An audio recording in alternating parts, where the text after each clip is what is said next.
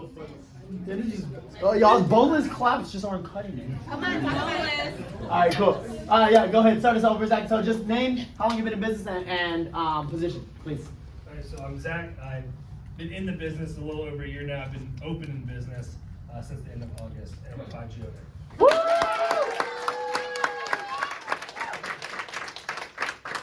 Alrighty, my name is Ryan. I've been in business for about 10 months and I'm a level 2.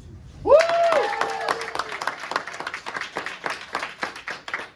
My name is Miriam. I've been in the business for 4 months, and I'm a level 2 with my mastermind coaching. Yeah!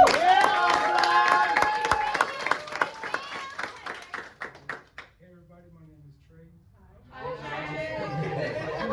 I'm a level 2 and I've been in this trainer since the end of August. Okay.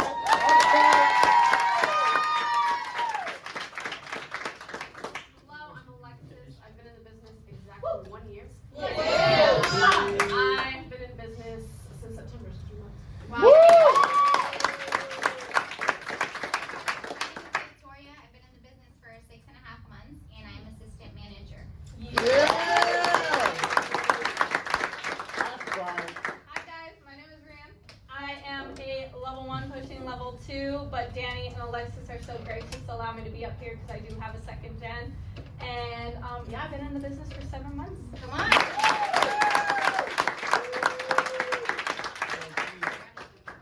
Hi guys, I'm Estelita. Hi, Estelita. I am a level 2 and I've been in the business for 8 months.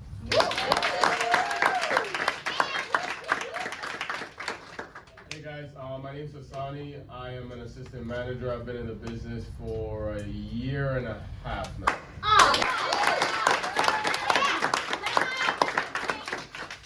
That's pride. Chicken, wow. Selfish. And you're an assistant manager. Did you see that? Yeah, I did. Oh, You got to listen. that was. active listening. No, this one didn't teach like this. Hi guys, my name's we're saying names. Danny. Yes. Yeah. Potentially. I'm an owner. Promoting owner. Talk about it. Let's talk about that. I've been in the industry, so through like training and ownership since a year and a half now. And I've been an owner for 10 months. Wow.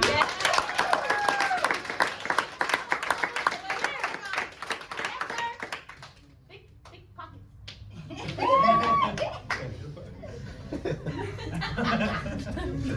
Claim it. Alright, who's got the first question? Perfect. Go ahead. Hey, I guess this question. Wait, can I get your name? I'm sorry. I just. Oh, no problem. I'm My name bad is at Chanel. Hi, How Janelle. you doing? And so I guess this question is for the entire panel, whoever feels more inclined to answer, I guess. But what's the greatest lesson or the greatest impact that you would give anybody that's coming into this business, that you would impart with anybody? Humility. Run. Yeah. Humility and run. Definitely. And don't be afraid to ask for help. It's copy paste cheats. Cheat, steal, and talk. Yes. Hands down. Yeah. Skill set of delayed gratification is everything. The skill set of delayed gratification. If I'm not, I'm trying later. I would say communication. Keep your communication up with your uplines, your crosslines, and your downlines at all times. And never lose your work ethic. You can't come in on fire and then think because you're at another level that you can slow down. You should never want to stop doing what got you to where you are in the first place. If running got you there, keep running. If taking breaks is what you need, take breaks, but keep running. Don't ever forget why you're doing what you're doing, and run. Put the metal to the pedal. And for sure, definitely gratitude. You guys, none of us would be where we are if it wasn't for the people that put us there. So gratitude all the way.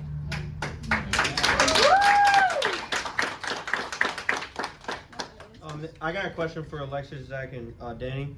Are there any cons to sharing an office together? Yeah. What are those? A ton.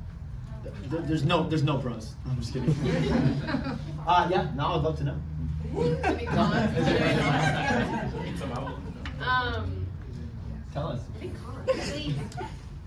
Please. Spill Not to your put you on the secret. spot or anything. Whatever you mean. No, I mean, honestly, I really like the collaboration, even between two campaigns. I really like having my mentor close, I'm not gonna lie. I like being able to, through his mentorship and even through Zach being here and everything, the collaboration and the networking and the association is why I'm still in the business. And so, honestly, nothing comes up as far as cons right now. I won't lie. Yeah. I'll be honest. Originally, we come from different organizations, so there was a different way of doing things. Obviously, Richard's org and everybody here is a lot more energetic than the one we come from in Chance, so that took a little bit of adjustment, but I love the energy now. Yep. It's fucking awesome, so. Yeah. It's like access. No, I'd say like the cons is like the cons is also really the pro. Like you get to run the business how you want. So I guess the potential con, not our con, is that if you're bad at communication, you're not going to communicate with that person, so you're not going to try and run two different businesses, and it's really weird to decorate two houses a different way. Yeah. Right, and so I would say like just communicate with them, and there really is no pros. There's really no cons.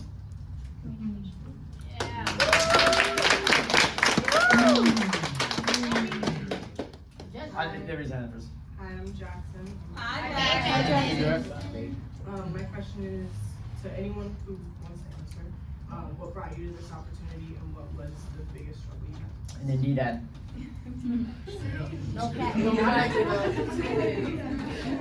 I was looking for a work from home job and I stumbled upon it. This is not Same. work from home.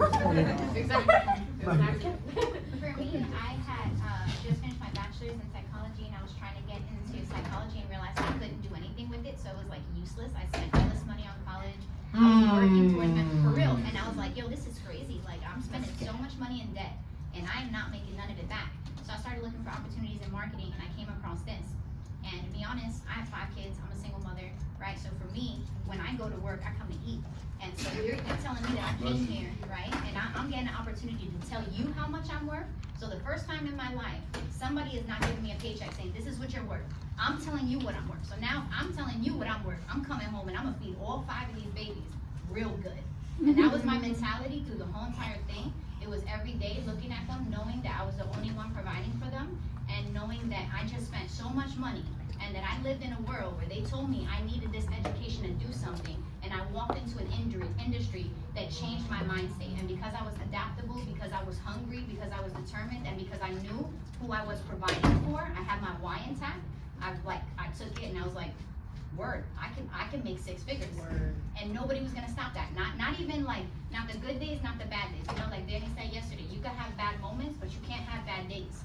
And understanding that and giving yourself the grace to do that is really gonna push you next level.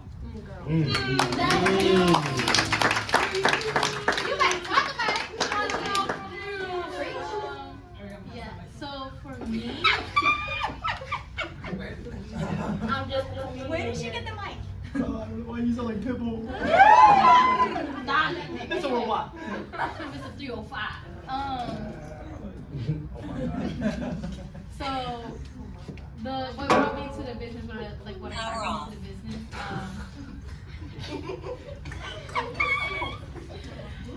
So for me, Oh snap. para mí, it was honestly like before I was a pharmacy technician, and I just excelled really fast, and I was promoted within 6 months into that business as a senior technician, but they told me that there was nothing left. And if I wanted to go more into HR, I'd have to be there for 15 years. And as someone who is 20 years old, someone telling me that I'd have to stay there until I was 35 to even think about an HR position, seeing that ceiling was something that I was done with. I was tired of people telling me what I can and can't do, because I knew that I could always achieve anything that I could put my mind to. And so when I found this business, it definitely, what attracted me was the growth. What retained me was the relationships I built. That's so good. That's so good. She reads. And so the relationships I built, I was able to create a massive networking pool of people that I could trust, that I could bring my uncertainties to, and they would be able to develop any skill that I felt was unharnessed. That's so good. And so I honestly would say, and it still retains me to this day, always speak to your mentor, always talk to your upline, because they're going to push you to exactly where you need to be. So good.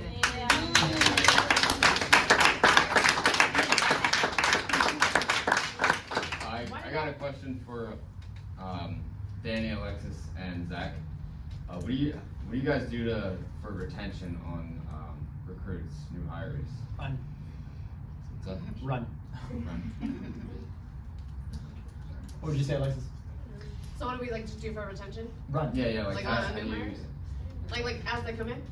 Yeah. Yeah, so right, we studied like, you know, day 1, day 2, day 3 training, right? You're taught how to retain them, how to build a relationship and stuff like that. But truth be told, like the field, the thing that we do every day is meant to weed people out. Like we That's a fact. like we, as far as like us retaining people, because you don't really always seek in and try so hard to retain people who are motivated, or like not people who are not motivated, but like you don't want to turn people who are not like into something that they're not, right? And so as far as retention, honestly, I just look for the people who already have the qualities that I'm looking for, and then I just recruit more. Because the field will weed them out for me. Oh, that's a word. I like that. Zach, tell us. Well, I was kind of gonna say what Alexis said, that the field just retention is basically just LOA again.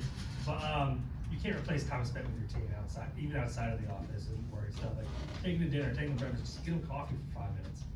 Just building that relationship outside of the office. They're gonna buy into you a little bit more. The more they buy into you, the longer they're gonna stick around. I like that.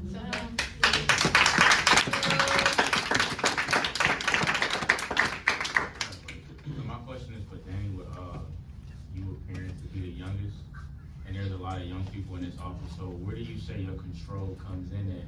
Because it's a lot of money that you're dealing with at such a young age. So where does your control come in to not spend it like frivolously and to reinvest it back into the business? Yeah. First off, that's a great question. Tell 'em. Am I really? Yeah, it is. Yeah. How old are the ages here? If anyone doesn't know, I'm 21. 22. If You count, if you count. Yeah, like his birthday's around the corner, y'all. For real. It's on Sunday. Who Like 48 did? hours.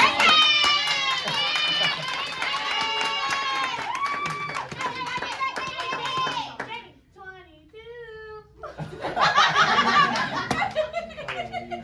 Should we all sing happy birthday? Who sings real that? quick? Yeah. Bro, it's not even my birthday, bro. Happy birthday to you.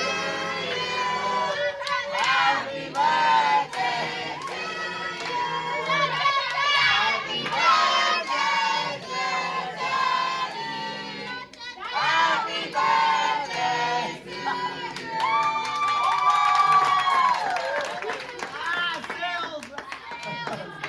you. And you still think I'm the youngest? No, so definitely, it's the same thing of like the mentality. It's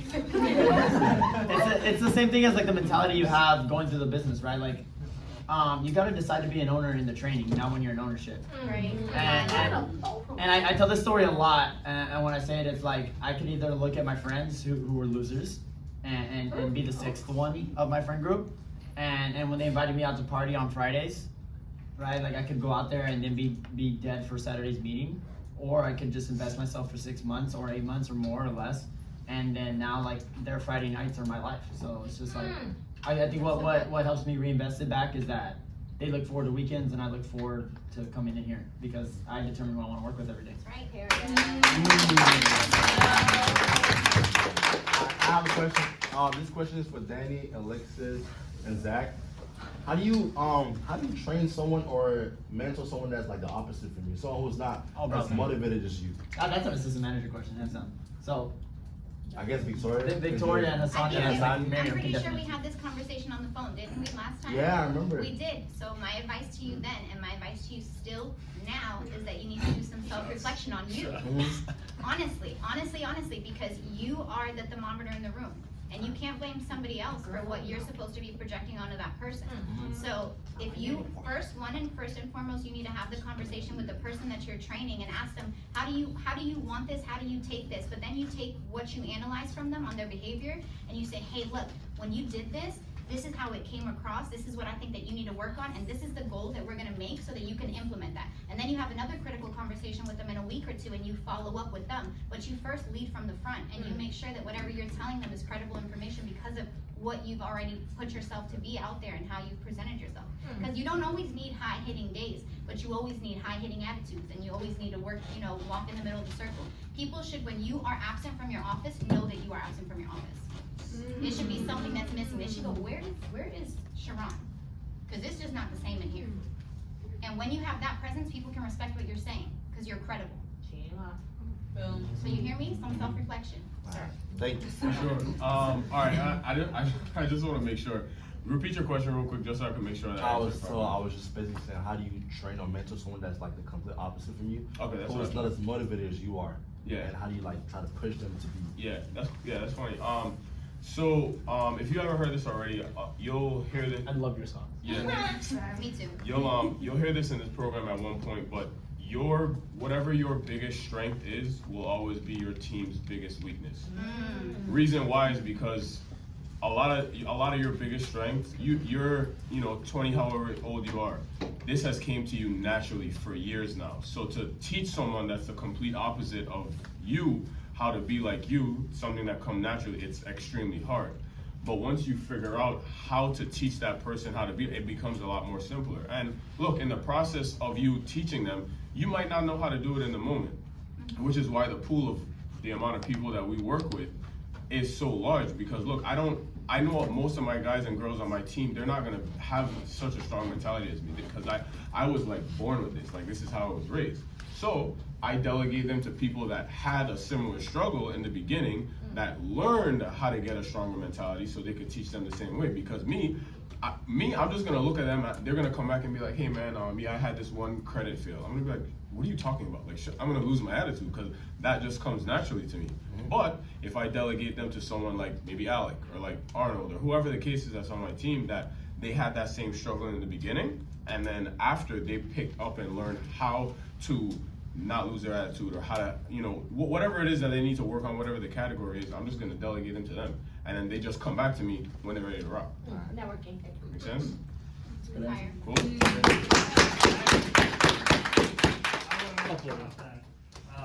Basically, he said, I know Larry always talks about it, like you don't have to 100% train each individual person on your team by yourself.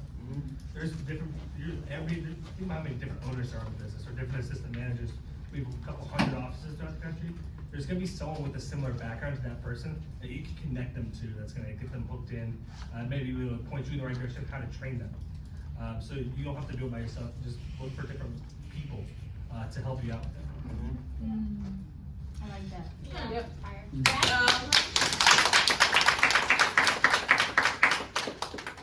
Adela. Hey guys, so my question is for our visitors sitting down. I just want to go over like your current biggest strength and your weakness, and how you're working on that and improving your strengths as well. That's a good question. Sunny? Adela, you want me to start with my strength or my weaknesses first? Whatever you feel more comfortable with. Weakness? Okay, cool. I'll start with my weakness. So right now, probably what I would say my biggest weakness would be kind of like what he just asked, like patience. Because like for me, things just kind of click for me naturally. Like I pick up on concepts very quickly. So if someone doesn't pick up on a concept as quickly as I do, or let's say I give them a little bit of wiggle room and they still don't catch on, I won't like lose it on them, but in my head I'll lose it on them, because I'm like, bro, why can you not get this pitch down? Like, what is happening? Like, there's two lines. Like, what are we talking about? So I would probably say patience. Now again, what I would do now to work on that, which has now became my strength, is delegating. Like, guys come to me on my team now and they're like, hey, how do I do this? I don't try to play that role of I know everything, because I know I don't. At some point, I will know a very large amount of stuff when it comes to this business, but right now, the simple fact is I just don't know everything. But I know a lot of people in this business that know a lot of shit about this business. So when they come to me, I'm just like, hey, look, I'm really not the best at that, go to Danny. Hey, I'm really not the best at that, go to Alexis. I'm not the best at that, go to Zach or Sharon or Miriam, whoever the case is. So patience would be my biggest weakness right now. But I mean, yeah, would be my biggest weakness. Biggest strength would probably be delegating to be able to still get the result. Because at the end of the day, it doesn't matter how I get promoted. I just need to get promoted. Like, it doesn't matter how you get to the finish line. We just need to cross. Like, I don't have to be the one to do it. It don't matter how long it takes. I'm not doing it.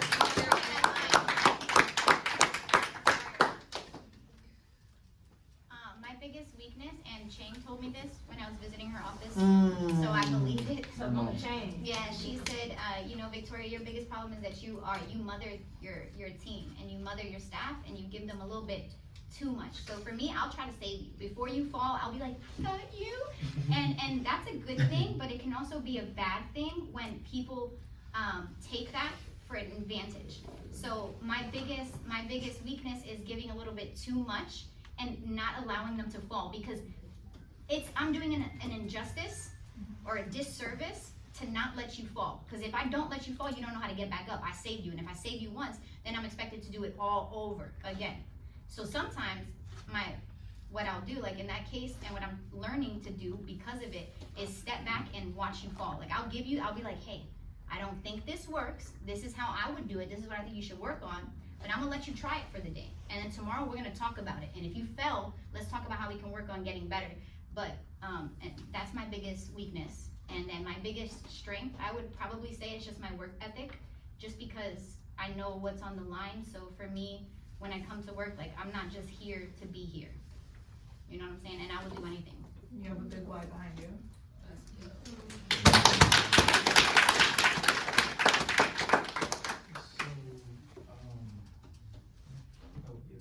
Anyway,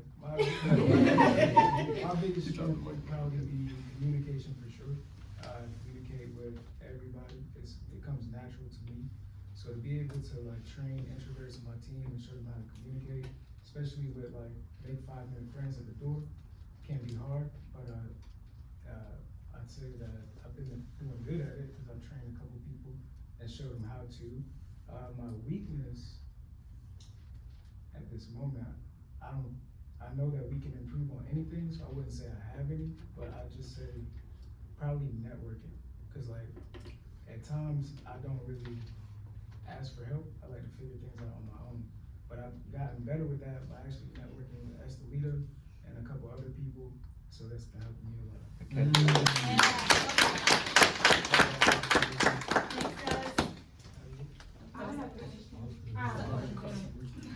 So my question is for Miriam, Trey, Victoria, and Bree. What are some ways that y'all make relationship and connect like a solid connection with y'all team? Well, for me, what I do is I just really talk about them. Like I have them talk about them, ask them personal questions, not like trying to get all the way into like the nitty gritties, but just like regular conversation starters, know what they like, what they don't like, what their goals are. And then I just focus on those conversations going towards that. I make sure like, if we have conversations about the business, it's related back to that, to their goals, so that everything ties in together. Spend time with people outside of the office. Like we actually become friends. I like my team a lot. You guys are my friends, so it's places everything. Like that. I'd say I'm gonna tie in on that. I like to actually like people, so like it's easy for me because I actually say I love everyone on my team. I connect with them. I'm interested in finding out more about them than they are. Whether they're interested in finding out about me, I'm more interested in them. So that's how I connect with my team. For me, how I connect with my team is like I kind of came into this with the understanding that like my team, I was the owner of my team, or that at least that's how I felt. Like I walked in like, oh, I'm the owner and this is my team. So it was really big that we had like group messages. We made a name for our team. Like, what do you want our team name to be? Like we talked to each other every day. Like before we broke down, like how was your day? What did you need to work on? Like what were some things that you struggled with? Also showing vulnerability to your team, because like you want them to know that you're human too and you go through like ups and downs. So sharing with them the hard times and the good times, and also your timeline, letting them into your life. And then also making that family for them. Like, so I'm really just big on listening rather than speaking when it comes to them. Like, what do you need from me? Is there anything that I could be doing better? how is your growth, sitting down with your team weekly to analyze where they are in their growth pattern, and also making sure that you're responsible for their growth. So if that's your team and you're responsible for their growth, that means the same way Danny has payroll conversations, you should be having conversations weekly with your team. Maybe not about their payroll, but about their growth and about what they expect. Have y'all made a plan? Have they come to you with an actual list of goals that they want to complete before the 6 months? Are you holding them accountable for those goals, and how are you holding them accountable for those goals? So that's kind of what I implemented when I came in this, because I just felt like they were my babies. They were my babies. I still have people who aren't even on my team anymore, and we're still like this. They still call me for like advice and mentorship, and then also boundaries. You don't want to be too much of a friend. You want to have like a middle ground, because I am your friend, but I will also check you so quick and tell you that was wrong, and you should do the same with me. And I respect that, because we're the same. Oh, really good. So, like for me, how I connect with my team is like, I'm just a very caring person. So hands down, like I see them all as like my kids. Like I'm gonna get them to where they want the best life for themselves. Like that's how I view them. Like I'm gonna make you guys get the most out of this opportunity, and I'm here for it. And yeah, like I'm a very shy, introverted person, so I love that I get to just let them talk, and I get to learn things that I didn't even know about. Like, so it's really exciting because I like to learn. Like I'm writing notes right now. You know, I love to learn. So getting to learn about things and learn about people is so fascinating to me. And then I don't even have to talk. So then I'm in my comfort zone, and then I'm learning about them, and it helps create that relationship. And then they just know at the end of the day, like, I am here for them no matter what. That's so good. I got a question. This question for Ryan. Oh, hold on, before I finish that. To boil it down, right, the best thing I ever heard Rafael Hidalgo say was I want my team to be, I want to be so cool with my team that they'd feel comfortable having beer with me, but respect me enough to not ask. Talk about it. Ooh, that's Can you say that again? Okay, I want them to feel comfortable enough to have a beer with me, but respect me enough not to ask. Okay, and if you have that relationship with your team, you're in a good spot. Juice. Okay, This is my question for Ryan, because for the fact I did not know that you've been in this business for 10 months.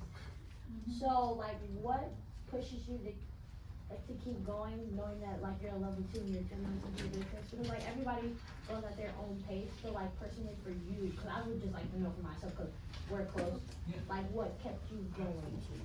So fun fact, so we had a Virginia Beach owner come to Phoenix, and before he got promoted, he was in the pro training program for 3 years. So 5 years? 5 years. 5 years. Yeah. My fault. So Chan always had the saying, it's like, hey, it's not how fast you get through it, but it's like how determined you are to go ahead and cross that finish line. So it doesn't matter if you get out of it in like 5 months, 10 months, 3 years. It determines like, hey, what are you gonna be whenever you get to ownership.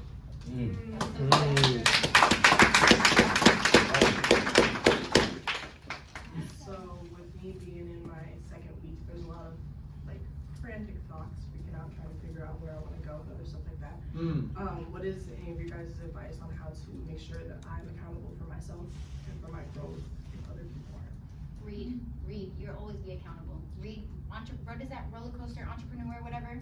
I would read first if you're on your second week. I would really just read. How old are you, if you don't mind me asking? I'm 20. What did you do before this? I did a lot of stuff, but my last job was security company. Security company. Cool. Right, and so what attracts you the most about this business?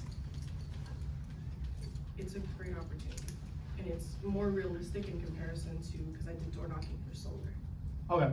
And it's a more realistic for me to be able to get to the point of where I can actually have a livelihood and be able to create my own business outside of something like this. Gotcha. That's really what I want for myself. I would read definitely probably Energy Bus. I would read that. If not that, I would read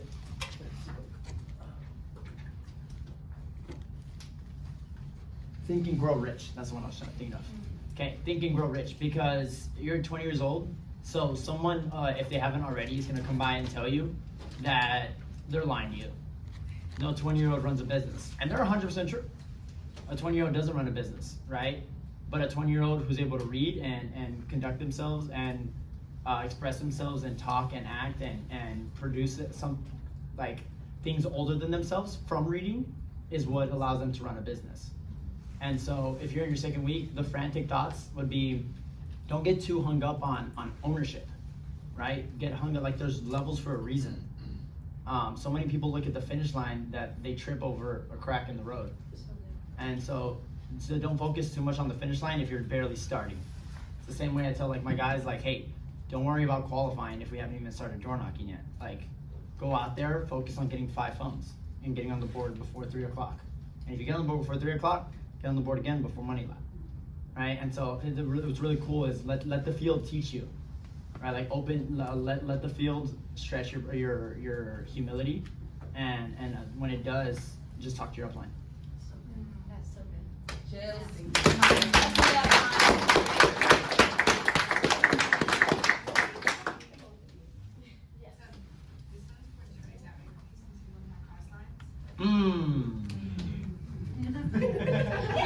Can you say that? No, just kidding. The days you struggled the most with like wanting to just quit, what motivated you the most? Tell us. Please. Step 7. I remember my why, most definitely. I'm a single father, so my son, if I don't get out there and get it, he's not going to have it. So I'm just like Mr. Torrey here. I have that same mentality, that same approach. I'm gonna take this opportunity, make the most of it, feed my kids really good. That's what I'm doing.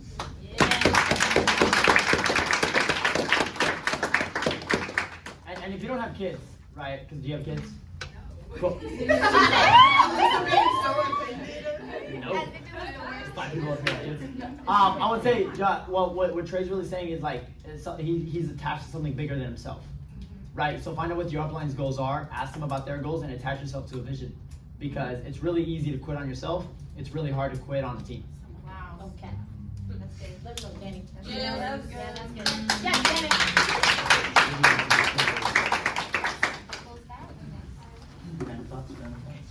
Yes. Yes. So now that I'm like starting to start the process of building a team, how do you like balance taking care of your team, but also taking care of yourself and like finding time for yourself to grow as a business? That's a great question. Run. You wake up earlier and you go to bed later and you make time and you do the things that matter. Like when I was like, I wake up at 5 and he's like, you don't need 2 hours. I was like, I need 2 hours because you don't know what I do with those 2 hours. Those are my first 2 hours. It's true. That's the time that I meditate. That's the time that I journal. My head would not be on right if I didn't take the time in the morning to reset where I was going every day. So if you don't reset where you're going every day, right, then you're it's almost like an unwillingness. And you need willpower. Willpower means I need the power to get up and will my life in the direction that I want to go. So you get up earlier, you make time. Time management is mind management. If you manage your time right, everything aligns right. But once your time is off, then everything else goes off. Game plan to stick to it. So yes, did you want to add on to that? Game plans. The Raleigh office does game plans in 30-minute increments. Yes. And the game plans help you tremendously in abiding by it. It's something that you make for yourself to hold yourself accountable. And the biggest thing is that when it's scheduled in, it gets done when you say you want it done. Because don't let time control you. Control your time. This is your world. We're just living in it. Yeah. One thing I would say that I always tell my team is, like we teach game planning here. We absolutely try to manage our time the best we can and just schedule yourself in. Right? A lot of the things that we love to do, if you love to do them, you'll find time to do them. And honestly, just talk to your upline because we'll just help you find time to do them. Right? We'll do them with you. That's how we build relationships with our team as well. Like we will work with you on the things that are important to you, and we'll find time to do the things that are important to you, and we'll do it. And we'll just help you schedule yourself into your day. Get out.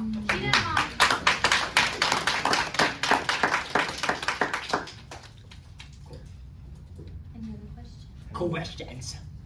Any other questions? Any new people that are afraid to ask any questions? You have to be like, yo, what happens after 6 months? It's okay. I know there's a lot of new. I know Charlotte has a lot of new people, so feel free if you just want to ask another question. Cool. Okay, so I being that I've only been in the business for 2 months, I'm a level one. I have a level 1 already on my team. Yeah. So Okay. I feel like that's okay. I feel like the hardest thing is trying to maintain a positive attitude when you're repping a lot of standard in the office. So standard, but how to be the standard when the environment can't be the standard? How to maintain that positive mindset, or how to just be that standard for your team and yourself? Ask that question one more time. I don't know how to. Okay, so how to how to be like a leader to a leader.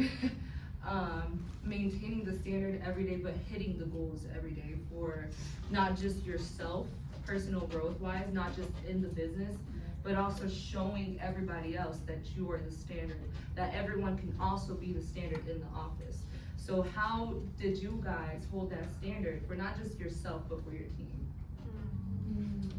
Tell us, Miriam. Be the thermometer, basically, just like lead by example. If you show people what it is they're supposed to do, they either they're catch up or they get left behind. Period. Let them know. Also too, what do you do on your bad day? What does your bad day look like? Because that's what makes a good leader. When you have a bad day and you can still have a good attitude. Not every day is gonna be a high rolling day. You're gonna have bad days too, but what sets you apart is when you have a bad day, the approach you take on that bad day. And is your conversation still the same? Are you still hyping everybody up in the chat? Are you still talking to your team? Are you still being effective? No one's asking you to be perfect. We're just asking you to be an example of a good attitude, of positivity, and of uplifting spirit at all times, regardless of what your day looks like. You know what I'm saying? And then I would probably, last thing, just We're gonna let him talk. last thing, just to kind of piggyback off of them. Yeah, I mean, cause look, you're new to the business and you know, you're doing pretty well for yourself for being newer. And if you take this seriously, your team's only gonna grow. So once you get a team of 4, 5, 6, you know, double-digit amount of people, you can't. It's too much pressure to try and fix everyone. Like there's only but so many people you can effectively manage. Because if you if say everyone in this room was on your team, you would stretch yourself out trying to legit give 100% to everyone else. You're only one person. So it's just gonna be like, all right, I just work on managing my top people and then let everything else kind of play out. That makes sense? Like, so if I have 10 people, I work with my top 3, and then my top 3 manages the next 3, and then that 3 manages the other 2 entry I levels. like this guy. Yep. Yeah.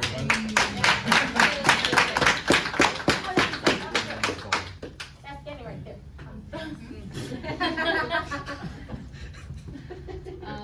Yes, so to kind of like also piggyback off of it, something I learned from Danny is your first gens are your 100% are you, authentically. So trust that your first gens will duplicate you to your third gens well. Put 100% of yourself in your first gens. So your second gens can get pieces and not even pieces, you. Your downloads are a direct translation of you. No matter if they're your third gen or your 54th gen, they're still you.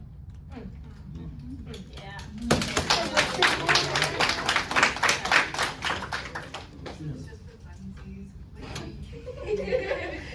What do you guys think you bring to the table?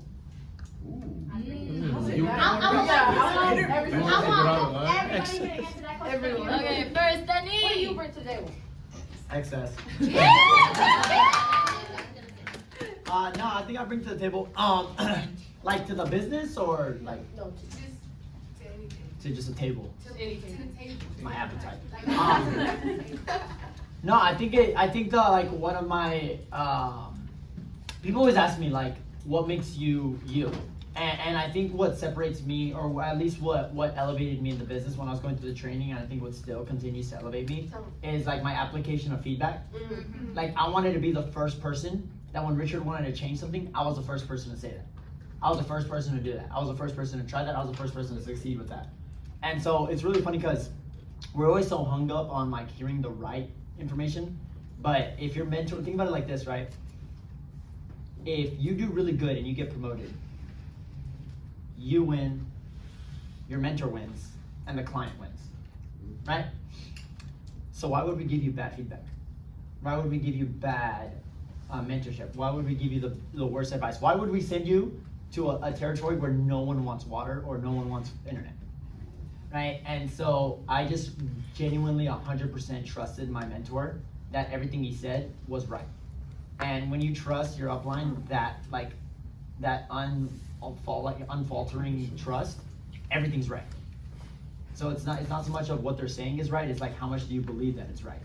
And when you have that belief in your upline and in the system and in the industry, it's really hard to fail.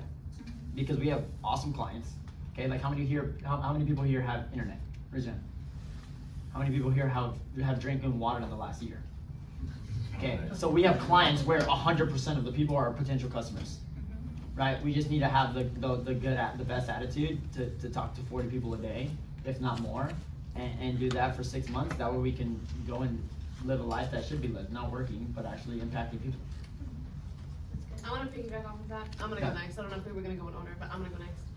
So I'm gonna piggyback off of that and just kind of edify real quick. So my mentor, Danny, right? So he absolutely has this thing. I don't know if any of you have heard of it. The Slide Edge. It's a book. It's a really good book. Says a lot. It's a great book. It's a good book, right? And he's able to, and I think this is like what the idea of it, right, has like trickled down into me, and that's what I would say is for myself is that he is able to apply feedback, but he's able to consistently do everything in excellence for a long period of time. Like that is it. Like anything, like whether it's reading 10 minutes a day, whether it's like having one-on-ones with your team, whether it's networking out, whether it's watching an audio for 5 minutes, the consistency of it, of doing it and doing it 100% over time, like the mundane things, like that is what this business is. Like that's what teaching is. Like that's what gaining knowledge is. And it's not just like, you know how you take a test and you memorize things for like a day to get all the answers right. Like that's what that's where retention comes from, to continuously do things in excellence over time. And so as far as like for me, what I bring to the table is honestly, and that I get from Danny and Richard, is being able to be self-aware enough to realize compartmentalization in myself, right? And consistently being able to apply that, whether I fuck up or not, to always get better for myself and my team. That's so good. I like that. That's a great answer.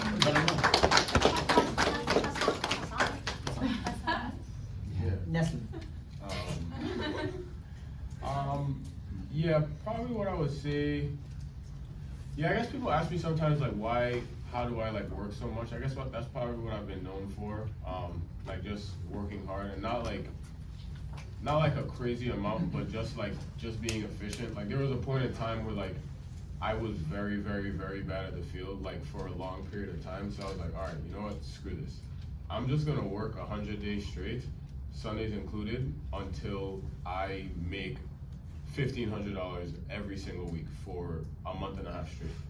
And I ended up doing it, working like 120, 115 days straight. But it was just being able to show my guys that, because if I can't show them that it takes hard work to actually do this, they'll never think it works hard. Kind of like, I know the North Carolina guys weren't here the other day, or the Charlotte office wasn't here, but Danny had said like, if I just make management known as like this thing where I can't wait to go until I get out of the field, what is everyone gonna be quick to do?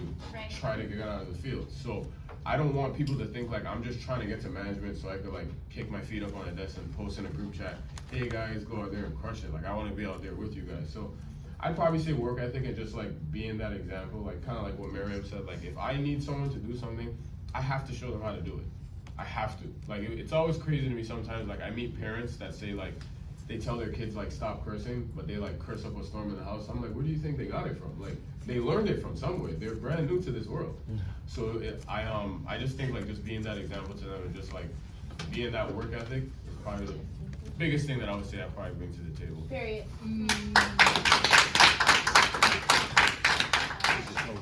So for me, what I bring to the table is aligning myself with my upline's goals.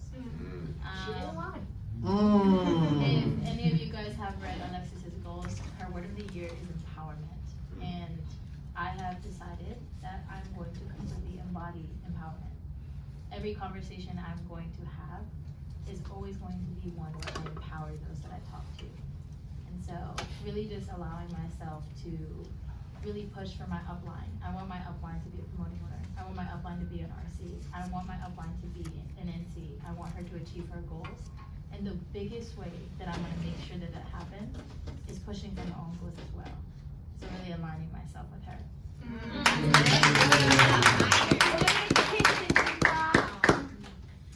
So I would say the biggest thing that I bring, probably is just the fact that I just generally enjoy like helping people. I do it like in the small ways. Like, you know, we were talking about hard drive earlier in the leaders meeting. I noticed, you know, back when I first started, like helping with like rebuttals, right? So I came up with spreadsheets to help with like rebuttals, and it's all fact checked and approved by Danny and Alexis. Just all of these things that can like be implemented. Yeah, you know, just so people like, you know, they have the product knowledge here, you know, just literally doing small things to help people and mass them out. So like we talk about coaching from abundance, guys, hands down. So that's just honestly what I just really tried to do. So Every structured, that is a structured woman from the T to the toe to the head. Honestly, I just think that I bring to the table student mentality. Like, I've always really been big on like learning from the people around me. I think that you can learn so much from people who have been there and done that. So for me, I just want to know everything that made you successful, and I don't mind following you around and asking questions. Like, I'm okay with you if you tell me that I'm wrong. I can analyze that. I can receive that. I can take good feedback. So I just think student mentality is really important, and it's something that you should never grow out of, and you should always look to keep. Thanks. I'm gonna go again. Period. That's my upline. Anybody has any objections? No, you don't. No, I was just saying, I was actually like talking about this with somebody last night and this morning. Truly though, I think like encompassing it, I think that I'm able to separate the things that are going on in my life and the things that are on my mind, and I'm able to separate that from what my body does. Right, like I'm able to, like, no matter, like, because we're human, right, like we're gonna be going through things, we go through hard times, right, like there's nobody, you know, like who has something going on right now, right? And so, like and then yeah, like life happens, right? If anyone knows life happens, I know life happens, right?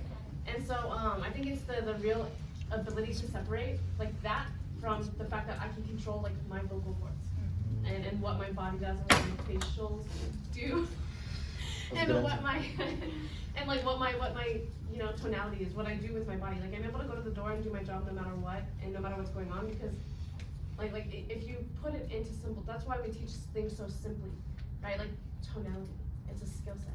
No matter what's going on in your life, you can control what you do with your body. And so I think that's like the real skill set that I bring, is because no matter what is going on, like you can go ahead and be there for the people around you because you can control the things that you can physically control. That plus reaction. Go there. Yes.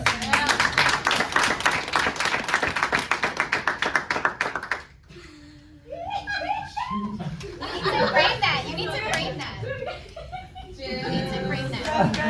You definitely Bro. should frame that. Can I have that? Absolutely. Dibs. It needs to be framed. No. Respect the dibs. Frame. I said it. My opinion have it. He said respect.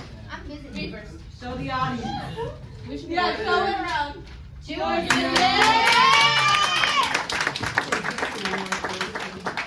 Where'd you get a selfie of us from? Look how detailed the straw is. It literally looks like my Instagram photo. Twins. That is so fire. Oh my God. Alright, any other questions? We got about like 15 more minutes. I have a Everybody, question. wait, no, they didn't finish. They Oh, I'm so sorry. Trey, tell me to shut up, brother. I say, for me, when I ask this question, I would say like, what I bring to the table. I like to say I am the table. Okay. You know what? Wait a minute.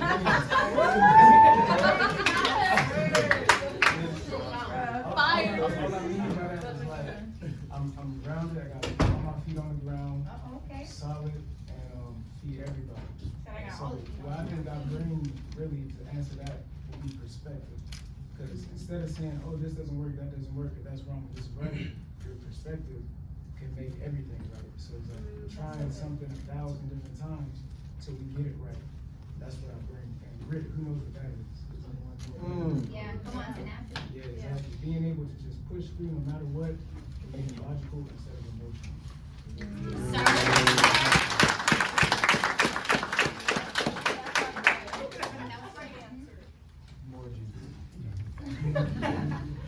It's definitely not talking in front of people, but I feel like my strength probably been just people building. Like I'm good at building. Yes, it is. I care about people. That's right. So I'm able to help people realize their strengths, and I'm good at finding ways for them to, if I can help them with their weakness, at least I'm the person that can. That's good. So just being able to build people up. I'm definitely the building part of the build, break, build.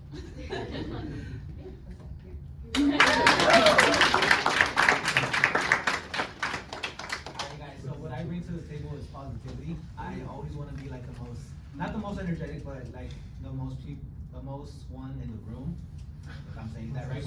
Most what? The most positive. Thank you, man. Yeah. Most positive person in the room. So, I want to be that person where they're like, hey, I never see like Ryan sad. I never see him like with his head down.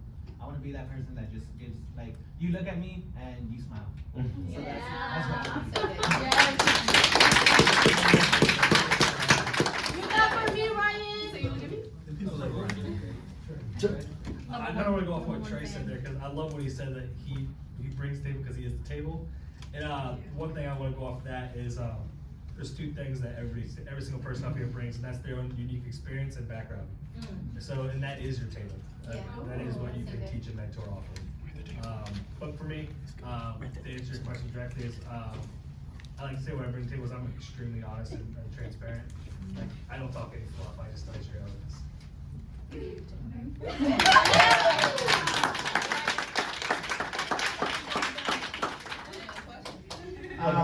Coach. How do you guys Leave us the last. handle destructive mental states that you see in your team members? Like them having fail success dynamics where they get really super down, like they're a failure on like the tiniest inconvenience, and that totally throwing their personality and trying to really get down to the nitty gritty instead of just letting that facade kind of cover all of that. If that makes sense. It's redirect their mindset. Like if they're focused on the negative, redirect them to point out what the positives are. Point out the positives, keep pointing out the positives. Remind them that the negatives aren't bigger than the positives. Just keep them harping on that. And to piggyback off of that, that's like, so that's a result of people being like attached to their results. So like, and you know, obviously what we do with sales, like the backbone of what we do in this business comes from the production of what we go out there and do, whether it's in the stores, whether it's in the field, whatever it is. But regardless if I do 10 today, or if I do 1 or 0, I'm not emotionally attached to that result. Like it's just a result. It's just a piece of paper. So whether it's there or not, I'm still here, regardless. So it's very hard for me to go, oh my gosh, I did great today, I did 10, and when I do 0, I'm like, oh man, I'm bummed out. Like no one can tell my production when I come back. Everyone thinks I did 10, whether I did 0 or whether I did 10, because it's like, I'm not attached to those results. I'm attached to the fact that I know when I come in here, I practice my pitch for 30 minutes with intensity. I learned the impact and I practice my product knowledge. I networked out and I asked questions. So when I go out there, it's just time to execute. So whatever happens, I just lay it out on the field. When the clock strikes 0, it's like, all right, cool. If I had the day I wanted, perfect. I need to figure out what I need to do to have a better day tomorrow. If I didn't have the day I wanted, all right, cool, perfect. I need to figure out what I need to do to have the day that I want tomorrow. That's good.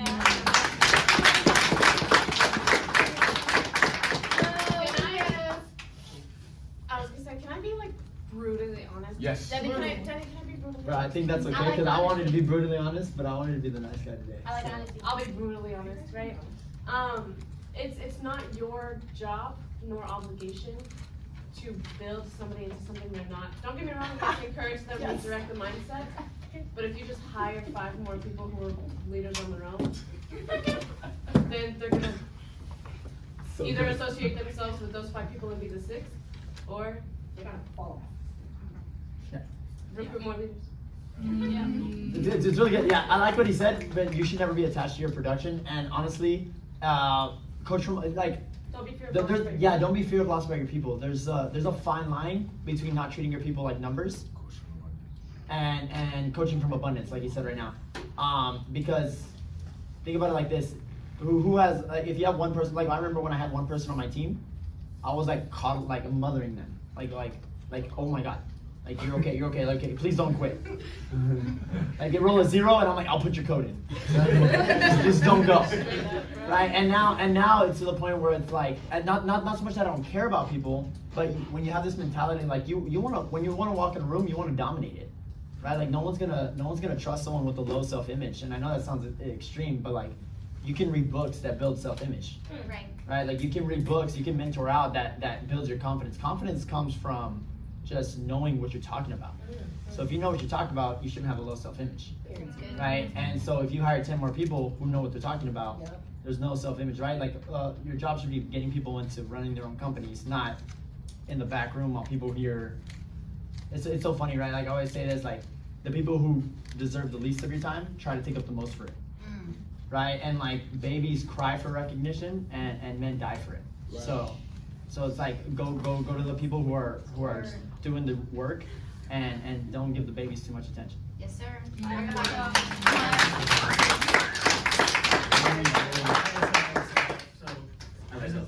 know you're not there yet, but when you were talking about you have more your team there like that, I think.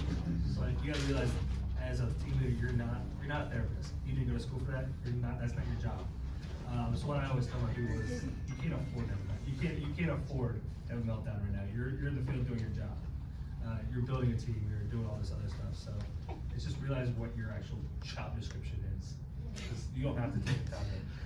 Read the Indeed ad again. You shouldn't have to spend the time to take all of the time out of your day when you're trying to be in the field, be productive, building your own team, to go spend all your time and energy with someone who can't. So what we expect. It's a good package. Go ahead, Sean. Alright, so I guess this question is kind of for like the entry levels, people that don't want to ask the question, I'm just gonna ask it. Because I know this job is really hard, not everyone makes it. But what is something that you can tell them that like, because we know they have that negative in their life that tell them that it's fake, it's not real, it's a scam. What is something that y'all can tell them that's gonna keep them pushing when that time comes? Nobody told, if it's a scam, nobody told Richard's bank account. I was gonna say, I got more theirs. Yeah. 1, 2, 3. Hey, I've seen, almost 4, 5, 6, 7, I've 8. seen Danny's bank account and that thing is like, It's nice. Danny, can I hold it? That thing is fat. I would just say that you guys Talk about should money. just talk to people who've already made it. Yes, network. Network out. Go to different offices, talk to different offices. We're all over the states. That means it's like thousands of people can't scan and their bank accounts are fake. And honestly, she's right? Like, it's the association. Like, if you really have these things on your mind, it's like, ask about it. Go find out. I can put you in touch with 25 different people yesterday. Like about pick their brain, find out.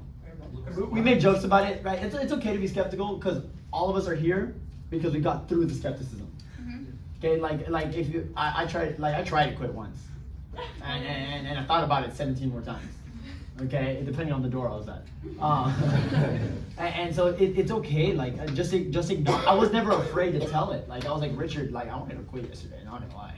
And he's like, you probably should have. And I'm like, huh? and so it's like, we're in the position not because we didn't go through the adversity, but because we learned from it, right? And so if you want to quit, like it's okay. Like it is okay. I'm not afraid. I always talk about the negatives, right? Like someone quit like the other 3 days ago because they're like, no, it's a scam. And I'm like, hey, I don't mind talking. Like I try to be a very humble person, but like my significant other's retired from this business. I'm 21 years old, debt free. I have no bills. My sister got a $19,000 quinceañera paid for when she was 15, right? And like she gets paid off of this business. Like if you're gonna call like don't call your lack of work ethic a scam. That's a word. That's a word. Just let him know. If you're not really Boom, boom, boom, boom. Okay, and so it's like it's okay like if you have skepticism, but don't like project that onto people who made it, right? It's okay to voice it. It's not okay to portray it onto them. You know what I mean? Like there's a fine line between calling the business that retired some of your mentors who are like this is our job.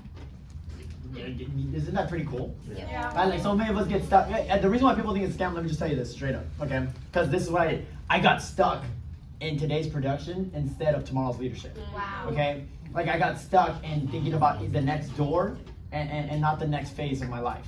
Right? Like if you think about it, there's this awesome meeting, your mentor should run it. Right? Like the out of 10 years, can we agree a career is minimum 10 years? Minimum. Okay. Right? This is not a get rich program. Okay, like this opportunity looks for lookers. Okay? And if you're looking for a new opportunity, here it is. And if you look at your next 10 years, okay, door knocking is 6% of it. If you do the math. Okay, but we get stuck in that idea of like thinking the business is door to door because we're stuck in it. Right? It's the same reason why when I started doing interviews, right? How many of us interview for the business? It's the reason why we harp on door to door a lot because we're going through it. Okay, but and then someone shouted my interview, they're like, you barely talk about door to door. I'm like, because that's not the business. That's not what you got hired for. That's just what you need to do. That's the avenue to get to where you want to be. You know what I mean? And so some people get stuck in today's production instead of tomorrow's leadership. Let him know, Danny. To piggyback off of what Danny said, this is a people building people type of business. Yes. Tell me, Get the chance to build another individual, and you tell me if it's a scam. Because the delayed gratification of building somebody is one that you will never feel unless you do it yourself. So feel it. That's actually very My true. upline did not lie. That's my upline. I've never seen someone skeptical with a leader on the team. That's right. My favorite way to address that is think back at orientation. Everybody here signed a W-2, right? Yeah. The federal government's not going to That's enforce sad.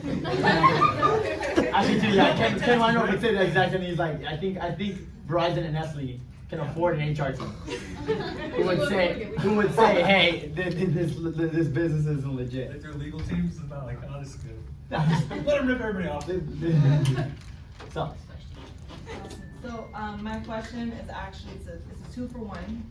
It's for Victoria and Danny as well. So for myself, when I had the opportunity to go with Chan to open up his business, he sat me and Zach down and he was like, hey, are you gonna be the next one? Are you gonna be where I'm at? And I'm like, yeah, I am, but I'm also gonna be better than you. But with that, it's just like more of myself. I'm such a hard ass when it comes to like standards as well.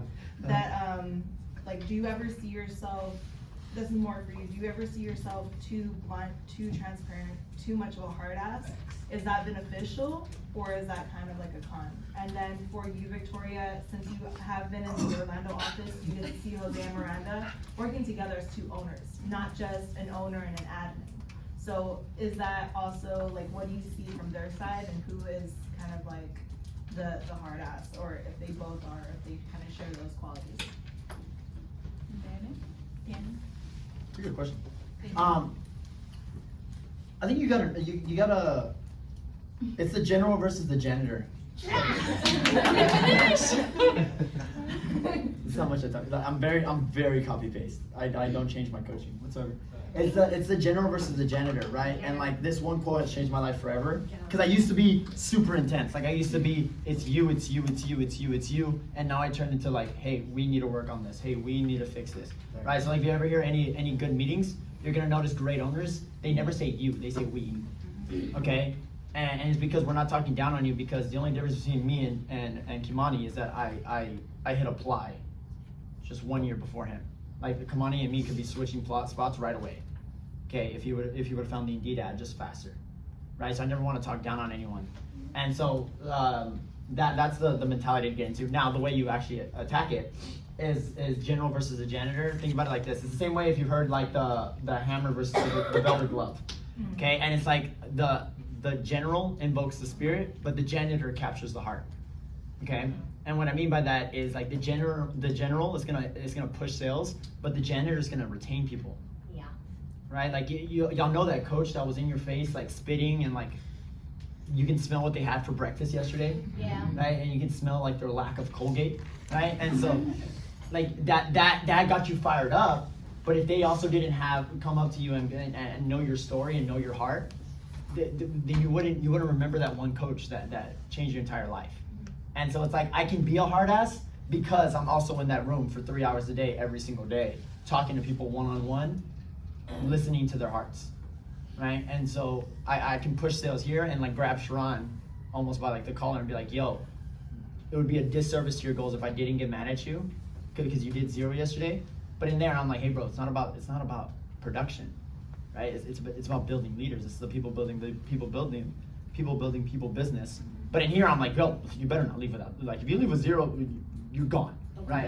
But that's just like me getting it fired up because I have the relationship that I can do that, right? But imagine an orientation. I'm like, yo, his attitude is trash. Get out, right now, right? It's like you gotta build that relationship before you build that standard. For me, coming into a business with 2 owners was different because they both have 2 different perspectives and they both see things a little differently, but they are both one in the sense that their common goal is the same.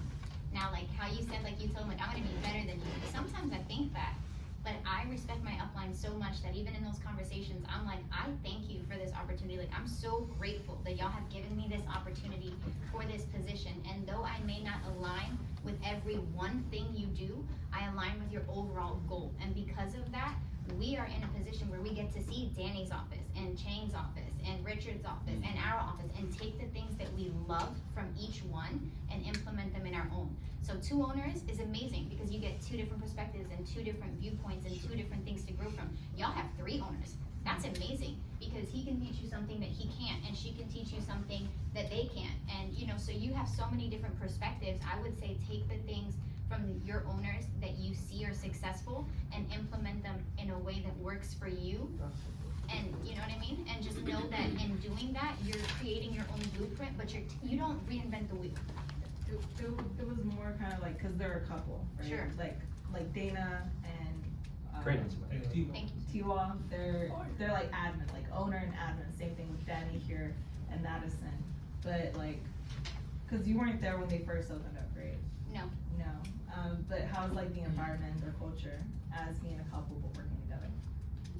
It's the same as any other couple. They have their arguments, they have their disagreements. We all turn the other way. We don't look. We mind our business. We just you let us know when you came to a resolution. Like we don't say not a thing. You be humble. You keep your head down. You don't get into those types of conversations. But it's the same as working with them. Like because everything is a relationship. They have a relationship. My couples have a relationship. Yeah, so every relationship is different, and just accepting the relationship of what you have in front of you, and knowing that even though the people in front of you are the people that are giving you the opportunity, they're not the ones that tell you how far you're gonna go or what you're gonna do. You're the one that told you that. So I just keep my head down. That's great. That's good.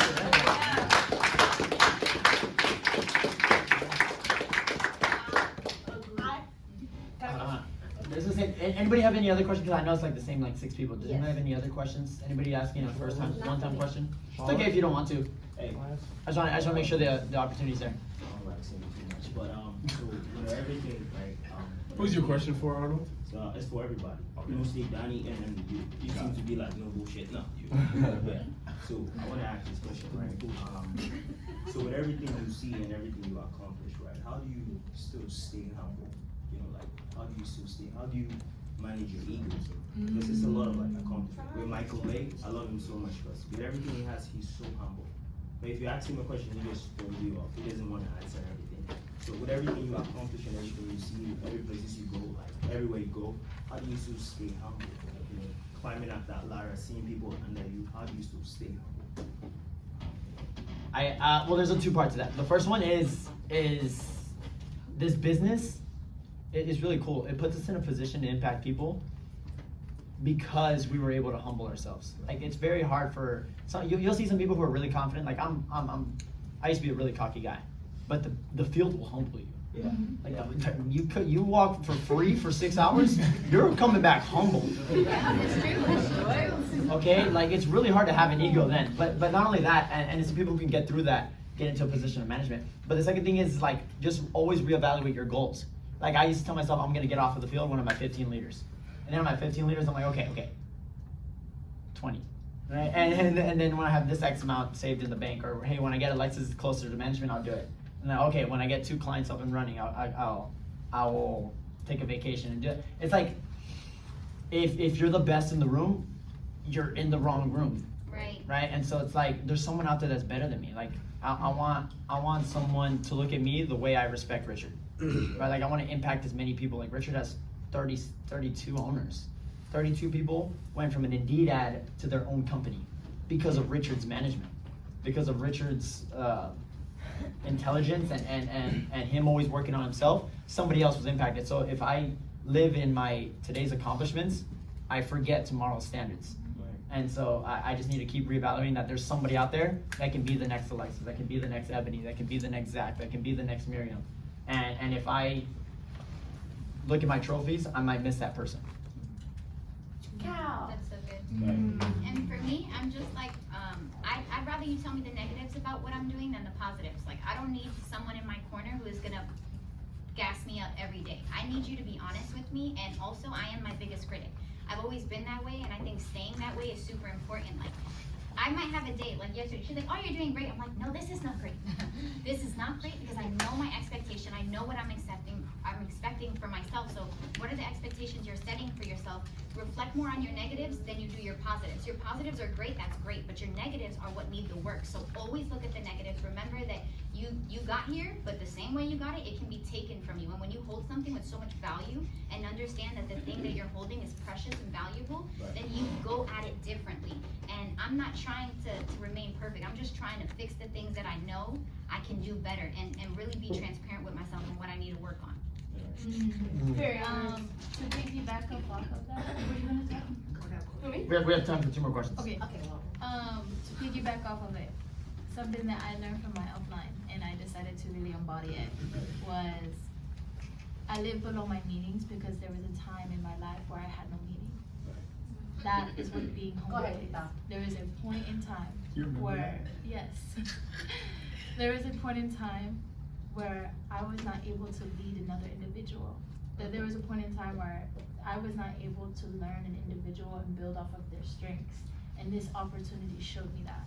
And I will always be grateful to not only my uplines, but also the opportunity no matter what. And now.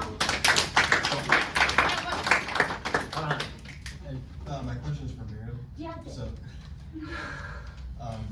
So obviously you're really good at getting people to leadership and showing them how to do that. And it's kind of not easy, but it's easier to teach people how to do a task. And you're really good at getting people to want to lead, which is more of a mentality thing. So how do you kind of get people to want to lead? Because you can't just teach them that. It's a great question. Tell us. Offline, go ahead. The mic's over here. You can't really force it on anybody. So the best way to do is lead by example, and then once you notice that they're actually wanting it from themselves, just pour into them right away. I just think nowadays people take a little bit more time to actually value leadership. So just show them. Show them that it's fun. Like dating less makes this, like dating says a lot, make leadership sexy. Make it sexy and attractive to them. So once they see, okay, I kind of want to start doing that, and then it's very important to them once they're ready. Other way to like kind of deter people away from that is kind of like shove it down their throat. And if they don't want it, let them let their own ways. Sure. Something that I learned to learn early on, as a gym hiring a lot of people back in the programs, so you can never want it more. You can never want it for them more than they want it for themselves, or else it'll never work.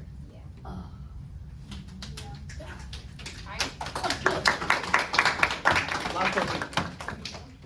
Rock, paper, scissors. To the death. Mine is a closing question, it has nothing to do with anything. Cool. Then yours will be the last question then. Okay. No, like it should be the last question. Yeah. Okay, You're good. You can just ask a question. okay, cool.